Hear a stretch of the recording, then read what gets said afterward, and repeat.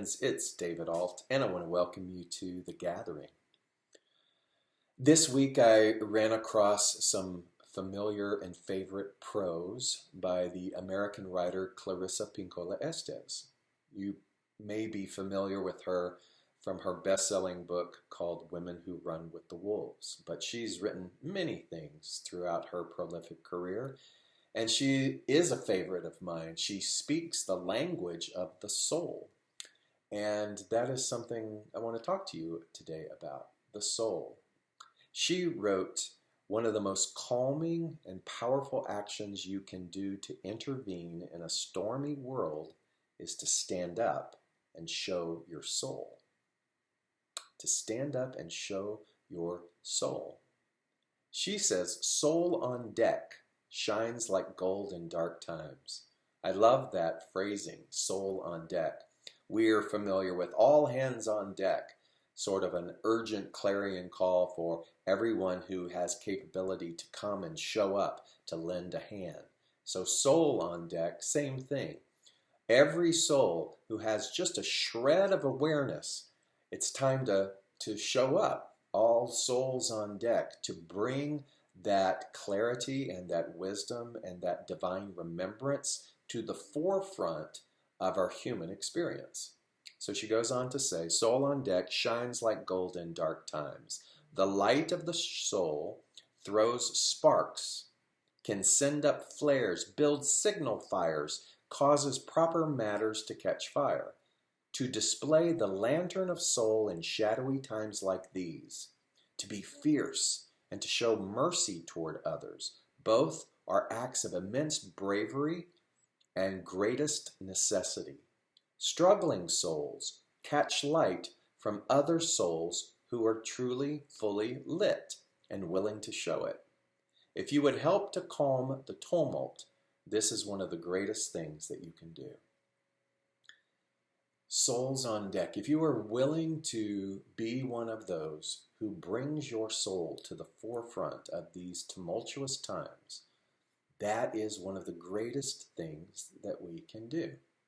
What does that mean? How does that land within you with regards to the call of your place, your role in earth and in these quote, quote, tumultuous times? I find it interesting that she wrote this a long time ago. And so it shows the cyclical nature of this human experience of being on earth. And so souls on deck, all souls on deck, is a constant call for anyone, again, who is on a path where they are willing to shed their collective forgetfulness and to come forth with a greater presentation of their soul versus their body.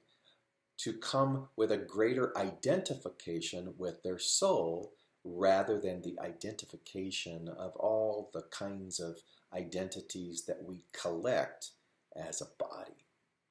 And so we can always say there's never been a better time. I love that. There's never been a better time for you and I to answer the call, all souls on deck. So how do we do that? I thought about the multiplicity of ways in which we can individualize that in our own world. And I decided to pick three things that I'll quickly talk to you about to see if they might help re-engage or reignite or even refuel you with a sense of purpose, a sense of hope if you are needing that, a lifeline out of any kind of weighted despair from all of the noise in the world, so that you are reminded of how critical and how valuable and how important it is for you, for me, to wake up, to answer that call, all souls on deck. And so number one is kind of, again, to be reminded of who you are and what you're doing. Again, it's such a beautiful and intriguing teaching opportunity to try to get to the basics of something that seems to be so complex and that is what a soul is and what earth is. So when you think about it again, and I speak to this all the time because to me it's the foundation, and you can't really teach much without going back to the foundation, the fundamental, and that is that this is a singular plane of existence. I know, don't tune out on me. Don't get all, oh my God, quantum, I can't take it, it's too much. Just pay attention here. A single plane of existence. Earth then is the plane of form. And the rule book of the plane of form is that we immerse ourselves into a web of duality. What is duality? Us and them, light and dark, good and bad. It is this sort of illusionary setup that tries to, through the physical density of the plane of form, to make the appearance that there is separation. And that's not just in the physical dynamic, it's also in the instructional, emotional, physical, mental set of rules as well. So we get groomed, we get domesticated, we observe through those who have gone before us that this duality is real. And so, we're born into it and we replay it over and over again. But it's not bad. It isn't anything to condemn. It's to understand that that's the playbook or the lesson plan with regards to a body being in this plane of form. And so what is spirituality? What is the path? What is self-awareness? Is coming to a remembrance that, oh my God, I see, I'm not the body, I'm not at the mercy of duality because I am a soul. So when Clarissa is saying all souls on deck, she's not calling for, it's not all hands on deck, it's not all bodies on deck, it's all divine remembrance on deck. Remember who you are. Don't get so caught in the muck and the mire of the earthly despair. Don't neglect it. Don't poo-poo it, don't turn your head away from it, don't ignore it, but don't get caught by it, that's the soul thing. Understand that part of the process is to see it, observe it, enter into it with the visionary mindset that you are a soul. That way, then, you and I don't burn out. Again, number one is understand and remember who you are and where you are. You are on a single dimension known as the plane of form. The rule book in the plane of form, again, is duality. It is the appearance of separation, of opposition, of us and them, of polarity being real. Instead of realizing that polarity contains within it the same thing, only showing itself on a spectrum. Right? And so that's why we can say things like, there is no such thing as darkness. Darkness is merely the absence of light. Not a complete absence, because light is the totality of everything.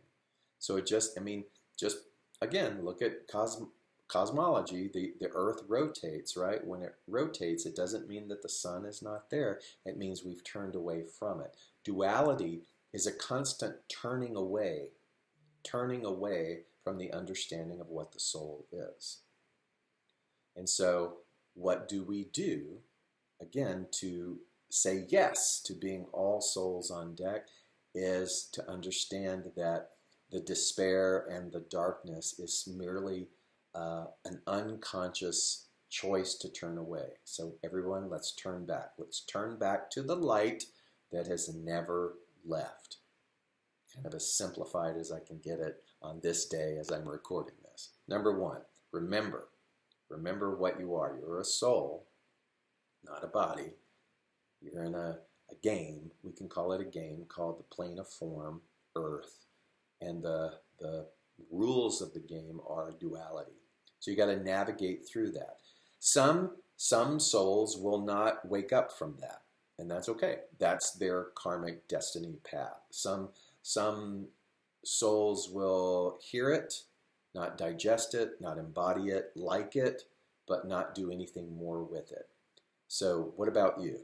Where are you then?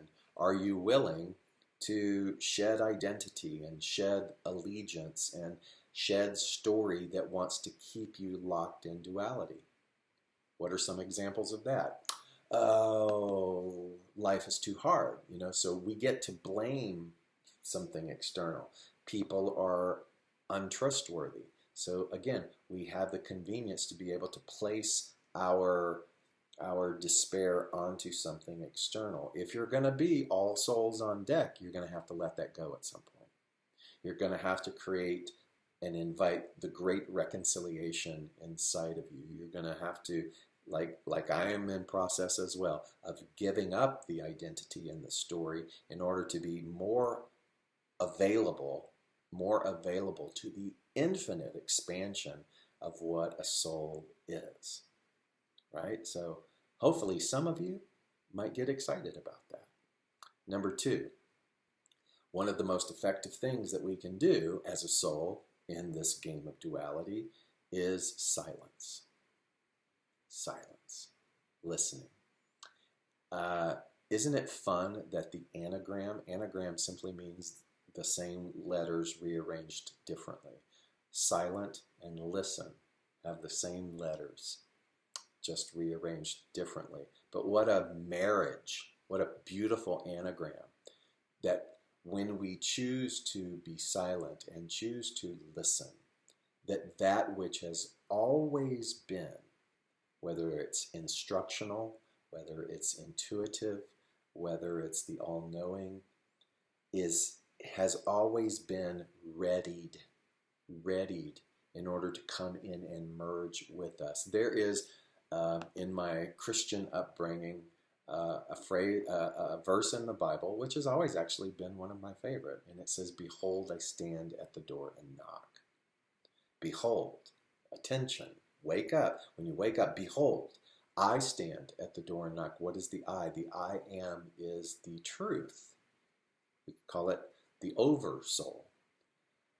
Behold, that which is the oversoul, that which I am absorbed in, stands at the door of my consciousness and knocks. If anyone hears it and opens it, I will come in. And the scripture, the way that I memorized it as a child, is, I will sup with him, I will dine with him, and they with me. In other words, I will merge into a sustaining nourishment. If anyone will open the door, what is to open the door? Open the door to the remembrance that you are a soul. Behold, I stand at the door and knock. That is the incessant whisper. That is the incessant calling home. That is the longing that you and I feel when we realize that the things that we have pursued in the plane of form just don't do it for us. That there's something beyond that.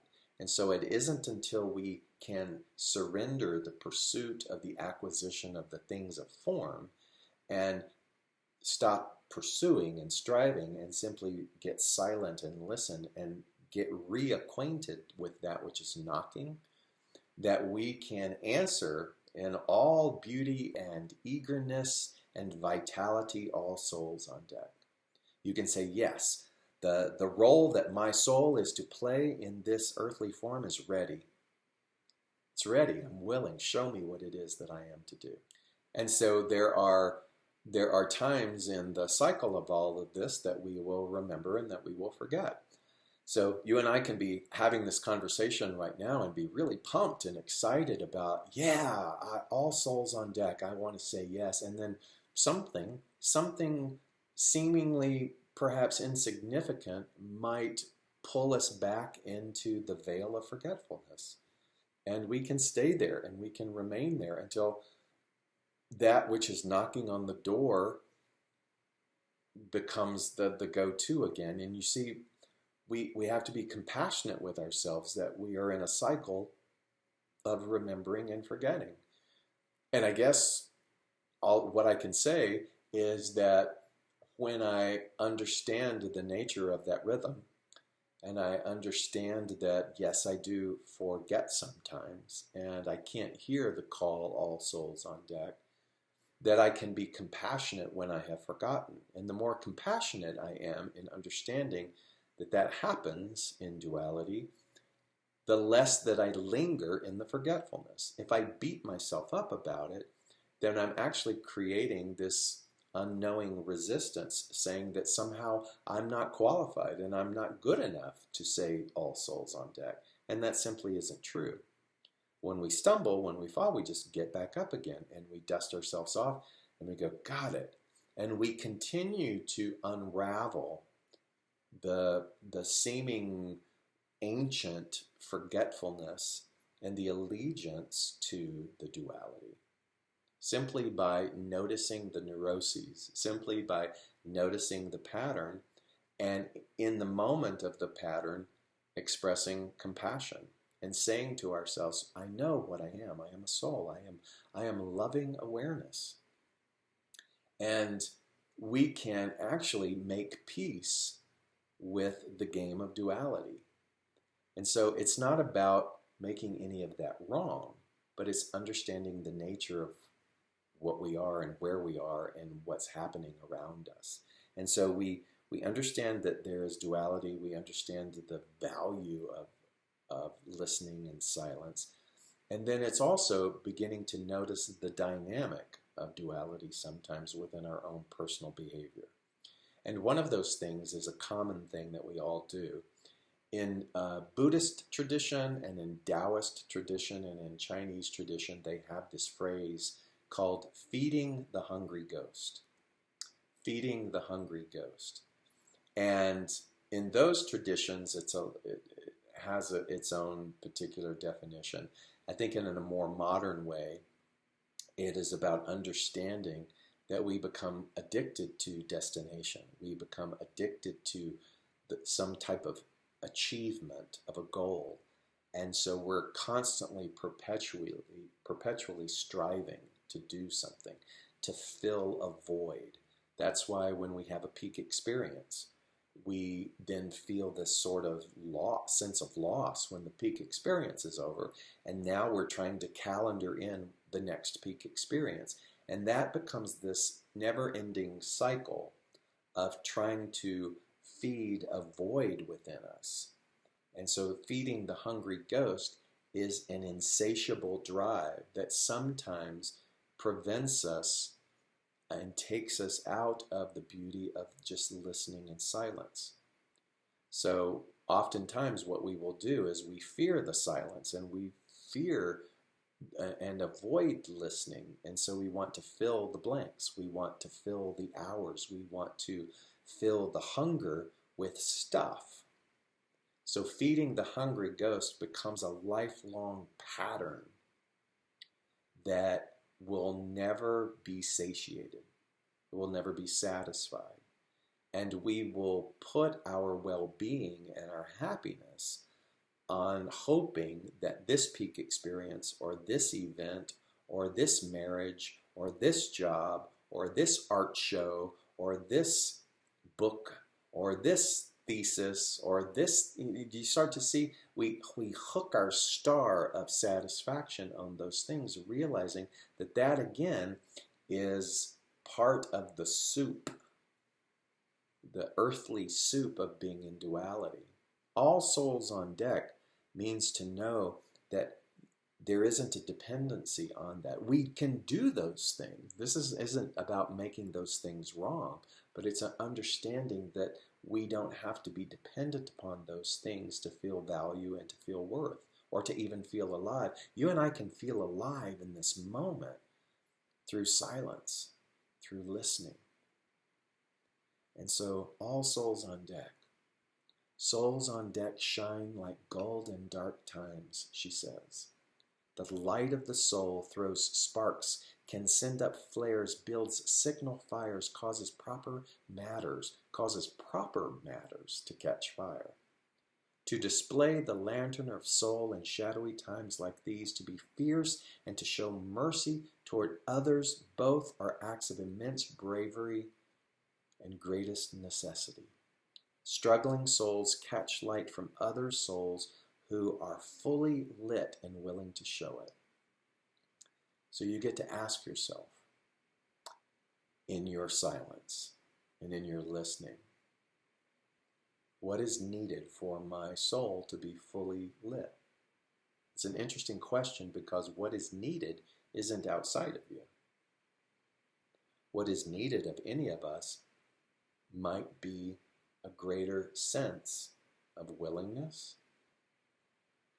a greater sense of stillness. It says, if you would help to calm the tumult, this is one of the strongest things that you and I can do. I believe together, whoever's listening to this, we can do that. We are capable of that. It's why we are here. Before I recorded this, I noticed that part of the earth dynamic of the striving, the feeding the hungry ghost is, I wonder how many people might see this.